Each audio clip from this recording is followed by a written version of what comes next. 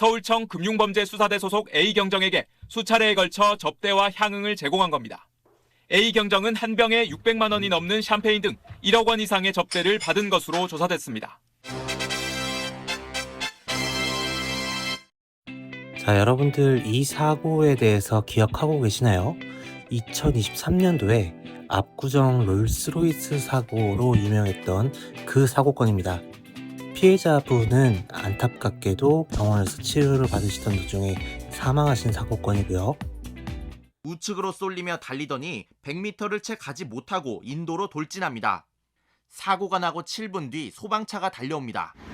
경찰이 현장에 갔을 때 운전자 신모 씨는 보이지 않았습니다. 신 씨는 잠시 뒤 나타났고 경찰은 도주 우려가 있다고 보고 체포했습니다. 자, 많은 국민들을 공분에 사게 했던 이 사건, 사실 2024년도에 판결이 났었습니다. 어떻게 났냐고요? 징역 20년, 검찰 측에서 구형안 그대로 선고가 됐습니다. 이게 지금 그 판결문인데요.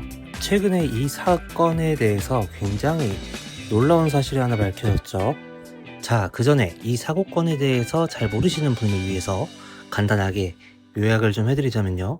압구정에서 마약에 취한 채 롤스로이스 승용차를 몰고 인도로 돌진해서 보행자를 사망하게 하고 현장에서 약 3분 정도 이탈했다가 다시 돌아온 그런 사고가 되겠습니다. 20대 여성을 치어 숨지게 한 롤스로이스 약물운전 사건 기억나실 겁니다. 경찰이 지난해 이 가해자가 속한 불법 투자 리딩방 조직을 대대적으로 수사했는데 당시 수사를 맡았던 경찰 강부가 리딩방 관계자로부터 1억 원대의 호화 접대를 받은 혐의로 검찰 수사 대상에 오른 사실이 SBS 취재 결과 확인됐습니다. 자, 그래서 이렇게 지금 보시게 되면 항소가 진행이 됐습니다. 항소 결과가 어떻게 나왔는지 볼까요? 일단 처음 이 사건이 발생했을 때는 피해자분이 돌아가신 상태가 아니었기 때문에 사건이 도주치상이었다가 도주치사로 바뀐 거고요. 항소심 결과는 징역 10년, 절반으로 줄어들었습니다. 이게 지금 보시게 되면 이제 뺑소니에 대한 부분들이 다 무죄가 된 거예요.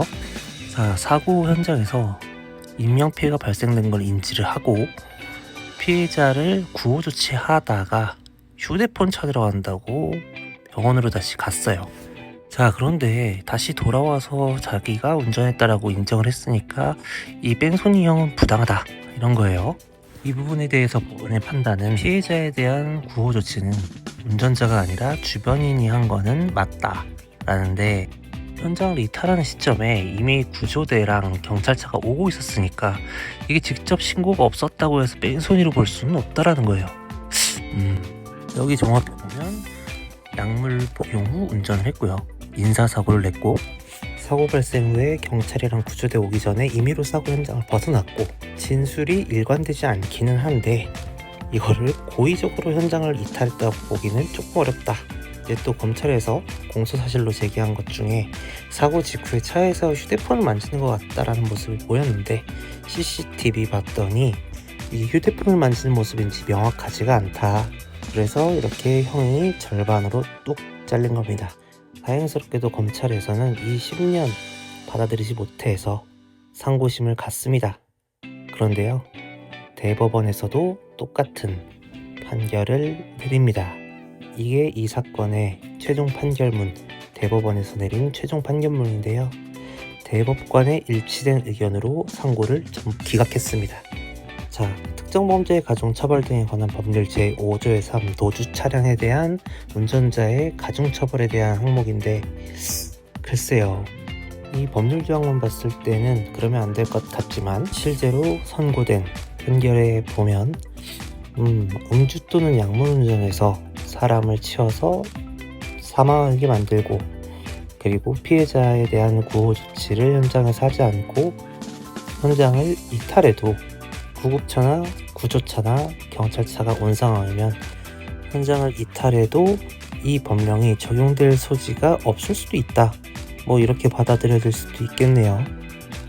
저는 사실 이해가 잘 되지 않습니다만 여러분들 어떻게 보셨나요? 댓글로 의견 많이 남겨주세요.